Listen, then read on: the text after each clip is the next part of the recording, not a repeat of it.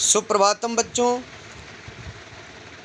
मैं सुधीर द्विवेदी अपनी कक्षा 7 के प्यारे प्यारे बच्चों आपका संस्कृत साहित्य की कक्षा में स्वागत करता हूं। बच्चों, हम लोग आज संस्कृत साहित्य के अंतर्गत एक ऐसा विषय अध्ययन करेंगे, ऐसा पाठ पढ़ेंगे जो पाठ हमारी बुद्धि की कसौटी को कसता है, बुद्धि की प्रखरता को निखारता है।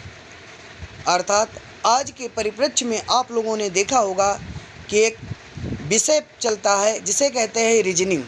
रीजनिंग क्या होता है? रीजनिंग में ऐसी एक समस्यात्मक पहेलियाँ दी जाती हैं जिनको हल निकालना पड़ता है आपको। उसी प्रकार हमारे संस्कृत विषय में कुछ ऐसी समस्यात्मक प्रश्न किए जाते हैं जिनके गुणवत्ता के आधार पर उनका अर्थ निकालना पड़ता है। उसे क्या कहते हैं बच्चों संस्कृत में?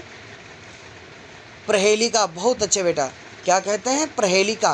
प्रहेलिका का अर्थ होता है पहेलियाँ। क्या है और अर्थ होता है? पहेलियाँ। पहेलियाँ घर में बोली जाती कि नहीं बोली जाती? हमारे घर के लोग बैठते हैं, कभी कभी ऐसी पहेलियाँ बोलते हैं और कहते हैं इसका अर्थ बताओ, तो बताना पड़ता है। नहीं बताते तो हम लोग की हंसी होती है। होता है कि नहीं होता? हाँ, उसी प्रकार संस्कृत में भी ऐसी पहेलियाँ हैं जो हमें हमारे लिए संकेत दिए जाते हैं और संकेतों के माध्यम से हमें उसका अर्थ निकालना पड़ता है, बताना पड़ता है। आइए हम सब इस प्रहेलिका पाठ का अध्ययन करें और देखें कि हमें इससे क्या लाभ प्राप्त होता है, क्या ज्ञान प्राप्त होता है।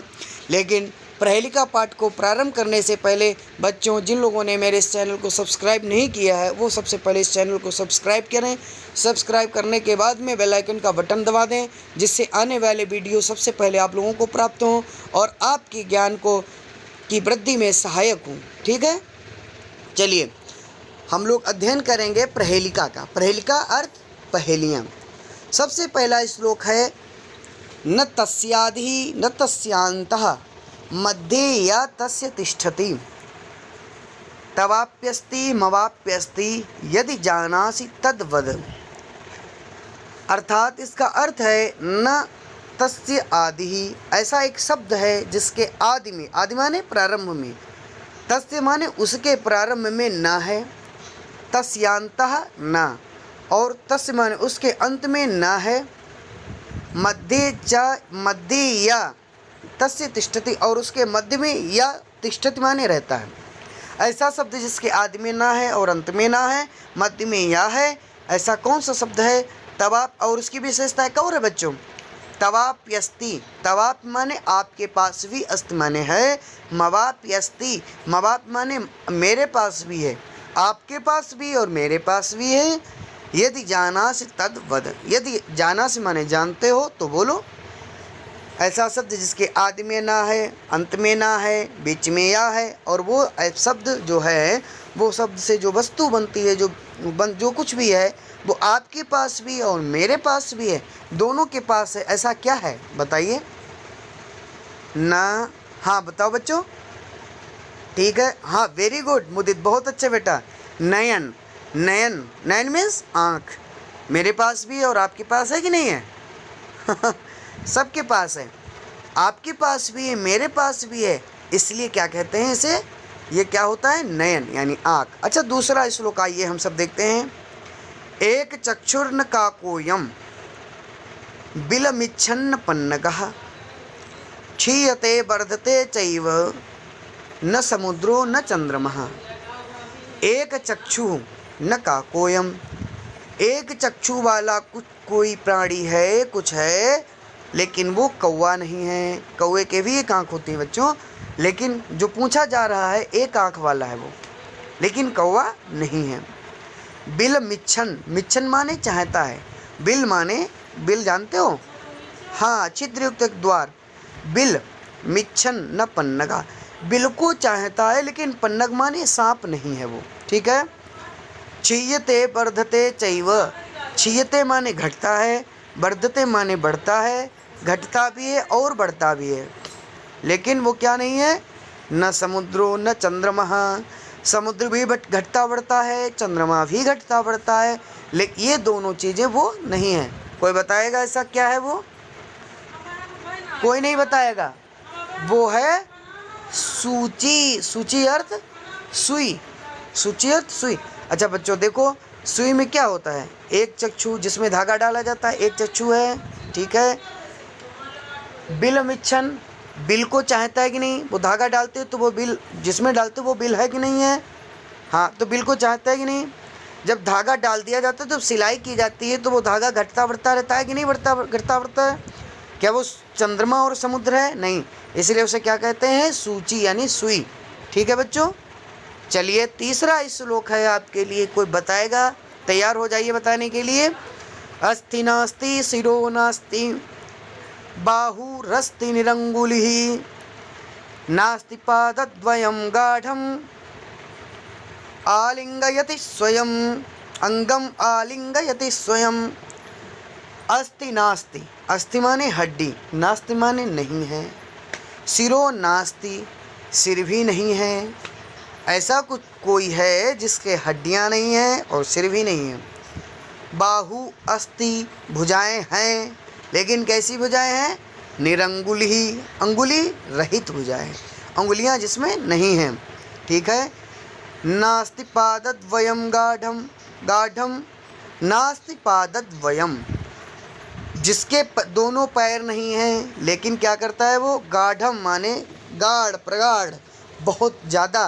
अंगम आलिंगयति स्वयं, अंगों का आलिंगन स्वयं कर लेता है। वो कौन है बताओ बच्चों, हाँ बताओ, कोई बताएगा, ऐसा क्या है बताओ। ठीक है। अस्ति यानी हड्डियाँ नहीं उसके, सिर भी नहीं है, भुजाएं हैं लेकिन उंगलियां नहीं हैं, पैर भी नहीं है लेकिन अंगों का आलिंगन करता है, आलिंगन चिपका लेता है। क्या है वो बताओ। वो है बच्चों कंचुकी। कंचुकी अर्थ रुपट्टा, उसे क्या कहते हैं, कंचुकी। कंचुकी है जो हमारे उसके दो जैसे लटकता है जब आगे, तो वो उसकी दो भुजाएं हैं, लेकिन उस भुजाओं में क्या उंगलियां होती हैं, नहीं होती हैं। सिर होता है, नहीं होता है। पैर होते हैं, नहीं होते हैं। हड्डियां होती हैं, नहीं होती हैं। और जब वो चिपकता है तो कायदे से चिपक जाता है। चिपकता है कि नहीं चिपकता है। ठीक है बेटा। चौथा श्लोक है, चतुर्थ श्लोक में पूछा गया है बच्चों, सुप्तोपि नेत्रेण निमीलयामि, सुप्तोपि नेत्रेण निमीलयामि जलस्य मध्ये निवसामि नित्यं सुजाति जीवा मम भोजनानि वदन्तु मान्या मम नामधेयम्। एक प्राणी है जो पूछ रहा है आपसे कि सुप्तोपि नेत्रे न निमीलयामि, सोते समय भी आँखों को मैं बंद नहीं करता हूँ। सोते समय भी, सुप्तो माने सोते समय, अपि माने भी, नेत्रे माने दोनों आँखों को, न निमीलयामि यानी निमीलन माने बंद करना, न नहीं बंद करता हूँ। जलस्य मध्ये, जल के मध्य में, निवसामि नित्यम निवास करता हूँ नित्य, नित्य माने प्रतिदिन। स्वजाति जीवा, अपनी जाति, स्वजाति माने अपनी जाति के जीव ही, अपने जाति के जीव ही, मम भोजनानि मेरे भोजन हैं। वदन्तु मान्या, हे मान्य, मान्य माने मान्यवर श्रेष्ठ व्यक्तियों, मम नामधेयम वदन्तु, मेरा नाम क्या है ये बताओ।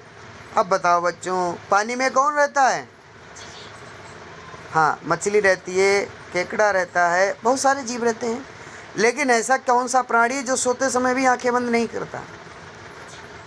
मछली, वेरी गुड, बहुत अच्छा। और मछलियाँ क्या होती हैं, बड़ी मछलियाँ छोटी मछलियों को खा जाती हैं, इसीलिए इसे क्या कहते हैं, मछली। जैसे संस्कृत में कहा जाता है मत्स्य, क्या कहा जाता है, मत्स्य। बहुत अच्छे बच्चों। आइए अब हम सब देखते हैं पंचम श्लोक। पंचम श्लोक में क्या पूछा गया है। ये पंचम श्लोक में, हाँ पंचम श्लोक में पूछा गया है, पादैः पिबामि खादामि दूषितं पवनं सदा। पादैः पिबामि, पादैः पिबामि खादामि दूषितं पवनं सदा।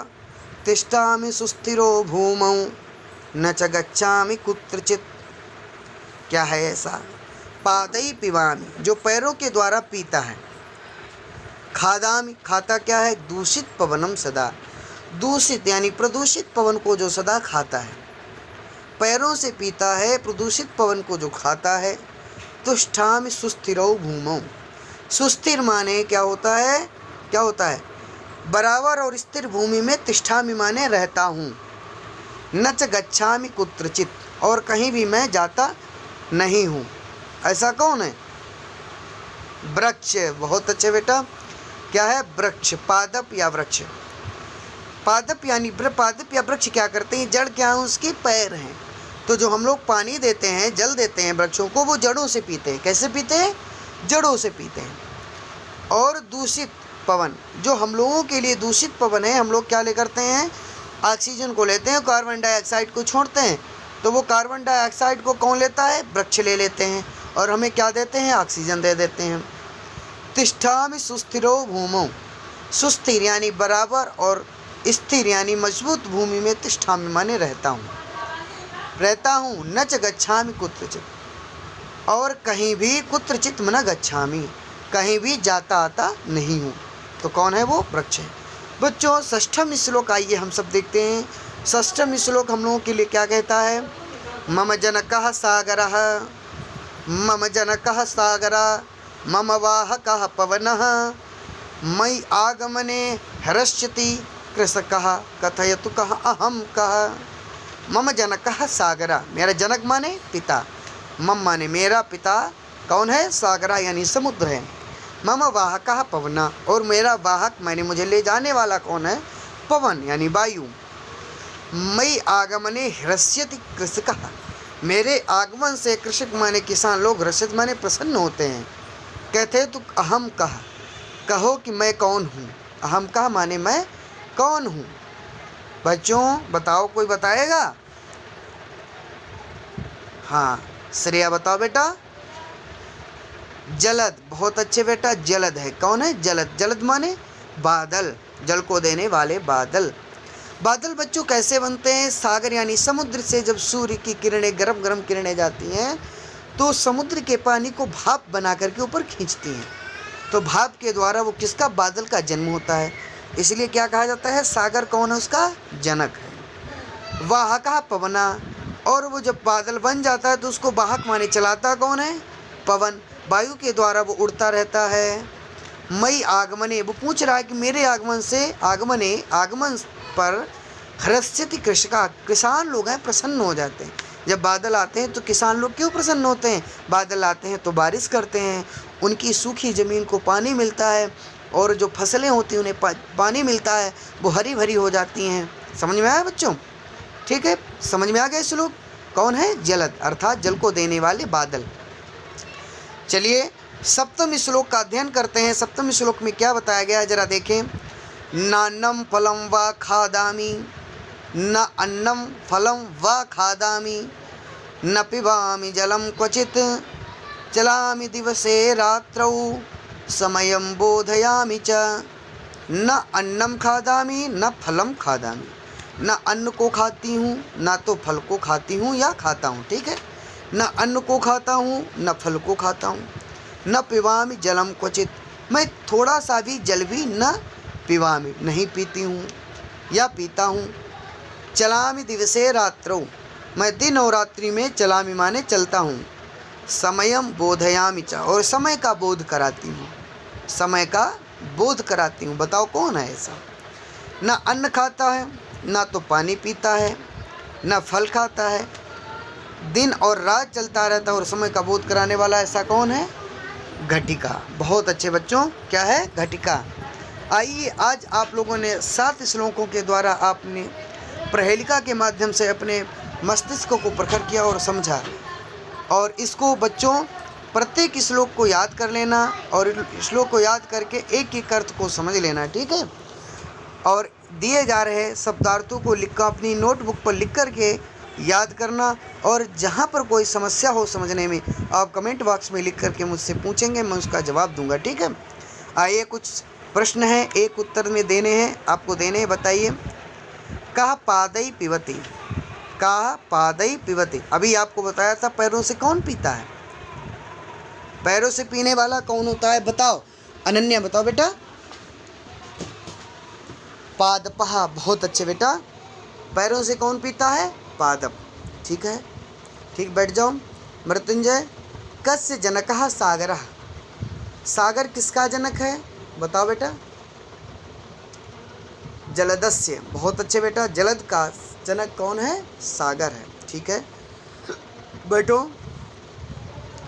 अभिनव, बताओ बेटा, का समयम बोधयति, समय का बोध कौन कराता है, का समयम बोधयति, घटिका, बहुत अच्छे बेटा, घटिका क्या करती है, समय का बोध कराती है, ठीक है, बैठो बेटा, बहुत अच्छा, आप लोगों को याद हो रहा है। मैं खड़े हो बेटा।